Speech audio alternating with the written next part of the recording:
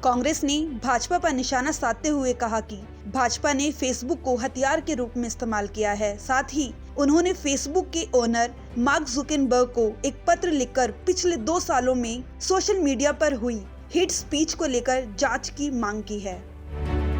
मेरी बात की शुरुआत ये बात कह के करूंगा कि बनाकर फेसबुक को हथियार भाजपा ने किया नफरत का व्यापार। पिछले 2 साल से साथियों रिपोर्ट आ रहे हैं कि किस प्रकार से फेसबुक पे जो कंटेंट आ रहा है, वो फेक न्यूज़ की बात हो, वो नफरत फैलाने वाली कंटेंट की बात हो, उसको कंट्रोल नहीं किया जा रहा है। करीब हम बात करें 2 साल पहले, चुनाव के पहले 2019 के चुनाव के पहले पहली रिपोर्ट इंटरनली आई थी कि 40% वृद्धि फेक न्यूज़ और हेट स्पीच के अंदर फेसबुक में हुई थी। पर उनकी इंटरनल टीम ने, मैं नाम में नहीं पढ़ना चाहूँगा आज, उनकी इंटरनल टीम ने उसको नज़रअंदाज किया और उस रिपोर्ट को नज़रअंदाज करके जो चल रहा था उसको चलने दिया।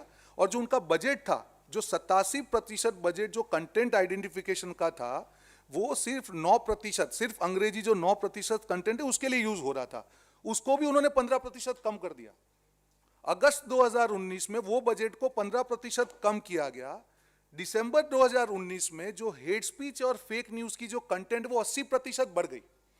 ये बहुत गंभीर इश्यू है साथियों कि जिस प्रकार से फेसबुक ने अपने आप को भाजपा का हथियार बनने दिया गया और उस हथियार की कीमत आज ये रहा है कि देश के हर नागरिक के तक नफरत जारी है, फेक न्यूज आ रहा है। आज़ादी के हमारे जो लीडर हो, महात्मा गांधी जी की बात हो, जवाहरलाल नेहरू जी की बात हो, आज भी आप देखिए फेसबुक में किस प्रकार के फेक न्यूज आ रहे हैं।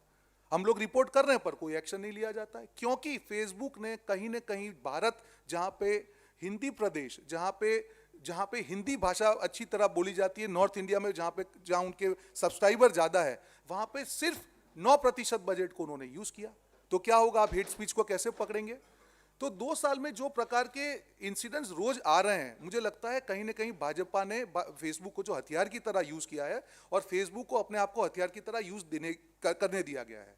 जो फेसबुक के एम्प्लॉय का कल का रिपोर्ट मैं पढ़ रहा हूं, आज 3 एम्प्लॉय ने कहा कि इंटरनल रिपोर्ट में हमने रेज किया कि ये हेट कंटेंट बढ़ रही है, फिर भी कोई एक्शन नहीं लिया गया।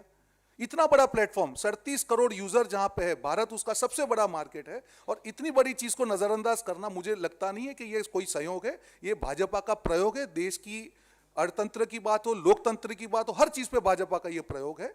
तो आज आपके सामने फेसबुक से हम मांग करते हैं कि इसकी एक इंडिपेंडेंट इंक्वायरी हो।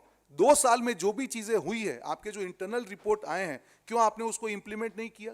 क्यों आपने जो आपके जो हेट न्यूज है उसको आइडेंटिफिकेशन के बजट को कम किया? जो आपके एम्प्लॉय ने जो विसल ब्लोइंग किया उसको क्यों आपने इग्नोर किया? और आज 2 साल के बाद भी मुझे कहते हुए दुख हो रहा है कि फेसबुक की तरफ से ना इसकी ठीक तरीके से जांच की गई, ना जो इसके पीछे जिम्मेदार लोग हैं उनको आइडेंटिफाई किया गया, देश के विश्वास के साथ धोखा किया है।